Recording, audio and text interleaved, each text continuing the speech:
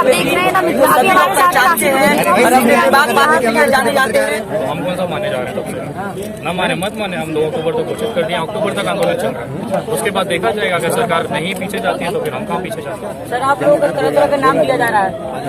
कम से कम लाशों पे तो राजनीति नहीं कर रहे हैं ना, लाशजीवी नहीं है हम लोग। अगर मोदी जी ने संसद के अंदर इस तरह का शब्द उपयोग किया है तो मैं अपने आप को गौरवान्वित, मैं देखो किसानों की बात नहीं कर रहा हूँ, लेकिन हम लोग लगातार 2-3 सालों से आंदोलन में हैं। तो मैं अपने, अगर मुझे उन्होंने या हम जैसे लोगों को आंदोलनजीवी कहा है तो मुझे गर्व है।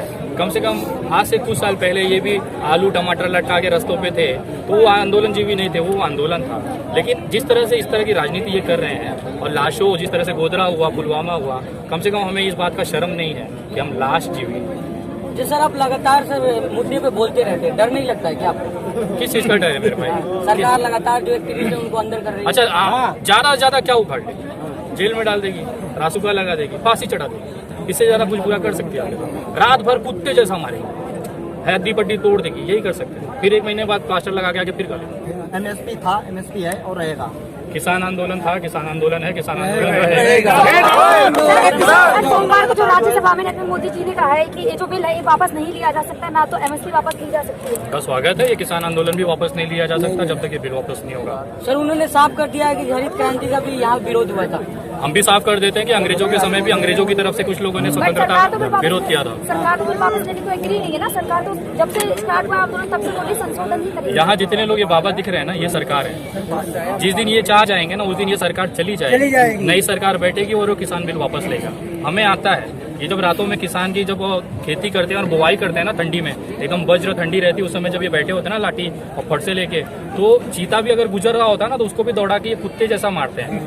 इनको पता होता है कि कैसे हमारी खेती की रक्षा करनी है। इनको हम समझा नहीं सकते। अगर ये सरकार वापस नहीं लेगी तो बाबा को पता है कि सरकार को हटानी कैसी है और नई सरकार बिठानी कैसी। नई सरकार भी अगर इसी तरह की हरकत करेगी तो उसको भी हटाएंगे और फिर इसको चेंज करेंगे। अगर सही दिल होता, प्योर दिल होता तो किसानों की बात समझते। अभी उसको क्या कहना, मैं तो बोलना चाहूंगा सर, आप तमाम पत्रकार लोग हैं यहाँ पे, 10-10 रुपया निकाले बेचारे को भेजिए और इतना सा निवेदन है कि उसको दीजिए कि उसको बोले कि अपना मानसिक इलाज किसानों के लिए कहा जाता है कि किसान नहीं है, मतलब खालिस्तानी, पाकिस्तानी, टुकड़े टुकड़े के, इस तरह की भाषा। आप उनसे क्या अपेक्षा कर सकते हैं जो मोदी जी के फेंके हुए टुकड़े पे पल रहे हैं?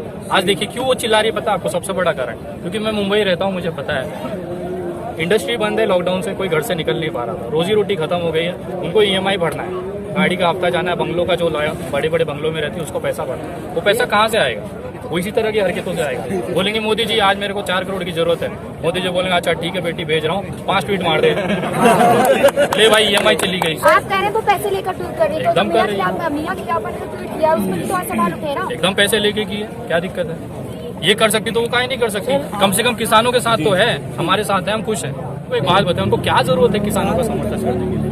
सचिन तेंदुलकर जैसा आदमी जिसने जिंदगी भर मेहनत करके गॉड बना, एक झटके में डॉग बन गया। एक झटके में क्यों बन गया? क्योंकि उसका लड़का जो अर्जुन है ना, जिसको ठीक से बैट पकड़ने नहीं आता, उसको आईपीएल खिलाना है, उसकी बेस की बोली लगानी है 2 करोड़ रुपए की। कैसे होगा? बीसीएसआई किसके पास है?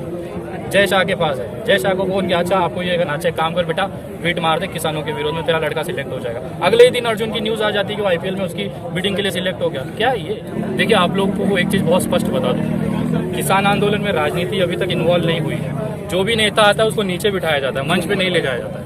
किसान का जो मंच है वो किसानों के लिए है। आप आइए, एक सामाजिक कार्यकर्ता का स्वागत है, एक सोशल एक्टिविस्ट का स्वागत है, लेकिन अगर आप किसी पॉलिटिकल पार्टी के नेता है तो आप नीचे बैठिए। आपने देखा होगा ये पैटर्न। देखिए खुला मंच है यहाँ पे। तो आपको ये भी बताना चाहूंगा, राकेश टिकैत जी ने अपने भाषण, अपने एक स्पीच में कहा था कि भारतीय जनता पार्टी का एक व्यक्ति 10,000 झंडे दे गया।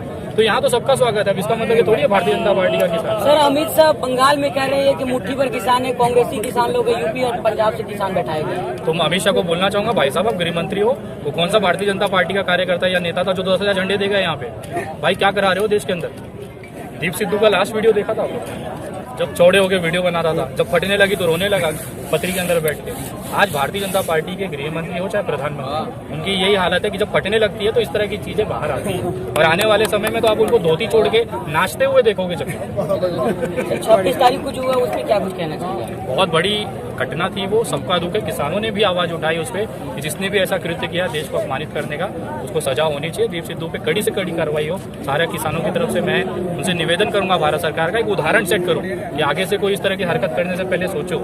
और दीप सिद्धू जैसा व्यक्ति को ऐसी सजा होनी चाहिए कि दूसरे भारतीय जनता पार्टी के कार्यकर्ताओं को एक एग्जाम्पल हो कि भैया जब आपका नींबू निचोड़ लिया जाएगा तो तुम्हारा दीप सिद्धू बना दिया जाएगा। नरेंद्र मोदी जी तो वो कहते हैं कि जो 70 साल में कृषि में बदलाव नहीं हुए वो अब होने वाले हैं। बताओ किसानों की बात कौन कर रहा है? उन्होंने कल ये भी कहा कि कहीं ना जो कहीं 35 साल तक भीख मांग के जिंदा रहा वो किसानों की, और आज 70, सही में कह रहे हो, सही है, 70 सालों तक ऐसा कभी नहीं हुआ। ऐसी स्थिति हमने 70 सालों में नहीं मोदी देखी। जी तो कहते हैं उन्होंने कि कहा किसानों जब के हित में अच्छे ये बिल- कानून है। अच्छा, मोदी जी अब बताएंगे किसानों के हित में उन्होंने कौन सी बिया, उनको अगर गेहूं और जौ रख दिया जाए ना सामने तो पूछा जाए जौ कौन सा है गेहूं तो नहीं वो पता। कहते हैं किसान के पुत्र है वो तो पुत्र। मैं तो देखिए मैं भी हूँ, सभी हैं यहाँ पे, लेकिन अगर मैं आ जाके यहाँ पे बकचोदी करूँ कि भैया हल ऐसे डाला जाता है पानी ऐसा, तो मेरे लिए तो मैं कंप्यूटर लैपटॉप वाला आदमी हूँ, मैं किसान की बात करने में, क्योंकि मुझे लगता है कि मेरे पिताजी जो किसान थे उनका अपमान होता है। एक पिताजी के खातिर यहाँ बैठा हूँ, लेकिन जिस तरह से अगर मैं इस पे टेक्निकल ज्ञान देना चालू करूँ तो मेरा जोक है। अभी तो मैंने बताया कि भाई साहब क्या कर लेंगे, ज़्यादा से ज़्यादा या तो गिरफ्तार कर लेंगे, रात भर महीने भर तोड़ेंगे, हड्डियाँ तोड़ देंगे, गोली मार के खत्म कर देंगे, या यूपी ले जाके गाड़ी पलटवा देंगे। सर एक आखिरी सवाल है, प्रधानमंत्री जी से क्या कहना चाहेंगे आप? मैं तो उनको यही कहना चाहूँ जितनी जल्दी आपको ये चीज़ समझ में आ जावे कि ये किसान अब आखिरी दम तक यहाँ लड़ेगा, उतना जल्दी आपके लिए, आपके सरकार के लिए एक जरूरी है। अदरवाइज ना सरकार रहेगी ना प्रधानमंत्री रहोगे, बाद में बाबा जी का टुल्लू बजाते रहोगे। आपने देखा हमारे साथ भी बिना जुड़े थे, हमारे साथ देखते रहिए द मिथिला।